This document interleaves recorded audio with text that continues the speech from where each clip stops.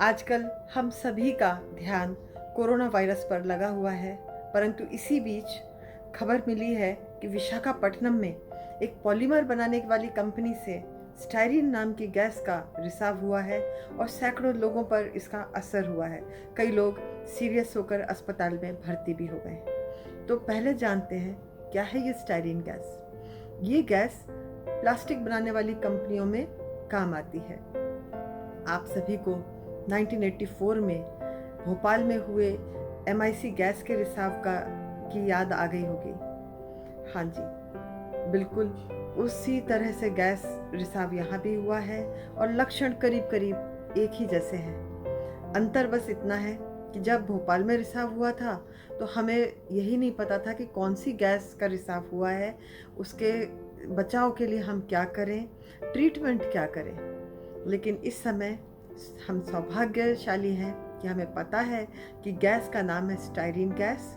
इसके लक्षण भी पता है, इसके प्रभाव भी पता है, दूरगामी प्रभाव भी पता है और इसका इलाज भी पता है। तो पहले जानते हैं कि इसके लक्षण क्या होंगे। शुरुआती लक्षण में आंखों की खुजली, हाथ पैर में चकत्ते पड़ना, हाथ स्किन में खुजली होना, उल्टियाँ होना, घबराहट होना, ये सब हो सकता है। लंबे समय तक इसके संपर्क में रहने के कारण कैंसर भी हो सकता है। हालांकि विशेषज्ञ अभी भी इस पर एकमत नहीं है, फिर भी पाया गया है कि पैनक्रेटिक कैंसर इसमें पाया जा सकता है।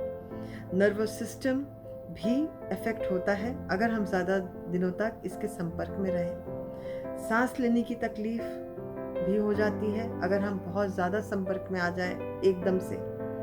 तो ये लक्षण लगभग MIC गैस के लक्षण से ही मिलते जुलते हैं। ट्रीटमेंट भी लगभग मिलता जुलता है। तो क्या है ट्रीटमेंट? सबसे पहले तो वो जो बिल्कुल डायरेक्ट कांटेक्ट में आ गए हों, जैसे कि फैक्ट्री में काम करने वाले लोग या आसपास रहने वाले लोग, उन्हें तुरंत अपने कपड़े बदल लेने चाहिए, नहाकर साफ स्वच्छ कपड़े पहन लेने चाहिए। और जिस इलाके में ये गैस वातावरण में फैली हुई हो, उन्हें जब तक ये वातावरण से हट ना जाए चेहरे पर मास्क लगा के रखना चाहिए और हो सके तो नाक और मुंह पर गीला कपड़ा लगा के रखें। उससे ये गैस वहीं डिसॉल्व हो जाएगी और सांस के थ्रू फेफड़ों में नहीं जाएगी। अगर मान लीजिए किसी के फेफड़ों में चली ही गई है और सांस लेने में तकलीफ हो रही है तो उन्हें तुरंत अस्पताल जाना चाहिए ताकि उनका इलाज हो सके, फेफड़े खराब होने से हम बचा सकें। उल्टी होने के केसेस में हमें उल्टी की दवा देनी चाहिए। वोमिकाइंड, ऐसे कई स्टेमेटिल, इस तरह की गोलियां उपलब्ध हैं बाज़ार में, जिसे तुरंत दिया जा सकता है अगर उल्टी रुक नहीं रही है तो। आँखों में अगर खुजली बनी हुई है, आँख लाल है, तो हमें तुरंत आँखों में आई ड्रॉप्स डाल लेने चाहिए, एंटी एलर्जिक आई ड्रॉप्स। और पहले तो पानी से धो लेना चाहिए, सबसे पहला काम। और आई ड्रॉप डालने के बाद आँखों पर ठंडी पट्टियाँ रख लेनी चाहिए। इस सब के अलावा अगर हमारे पास और कोई लक्षण अभी नहीं हो रहे हैं तो हमें केला या इस तरह की चीज़ खाकर, पौष्टिक आहार खाकर हमारी इम्यूनिटी को बढ़ाना चाहिए ताकि हम इसका प्रभाव हमारे शरीर पर कम करने में स्वयं सक्षम हो सके। लंबे समय पर संपर्क में रहने के कारण यदि कोई समस्या बाद में आती है तो हम अस्पताल तुरंत जाएं और हमारी हिस्ट्री हमें प्रॉपर देनी चाहिए कि हम इसके संपर्क में आए थे।